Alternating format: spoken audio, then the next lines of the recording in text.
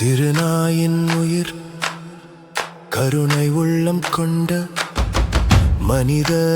உயிர், இரு உயிர்களும் இணைந்து உலகுக்கு விதைக்கும் ஒரு புதிய மனிதநேயம்,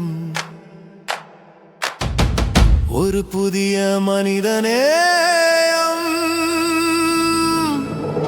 கரங்களில் கருணை சுமந்தவர், வலியின் வேதனைகளை உணர்ந்து உயிரை காத்தவர், மனிதர்களின் மனங்களில் மனிதநேயம் துளிர்விடச் செய்தவர், வருங்கால சந்ததிக்கு மனிதனே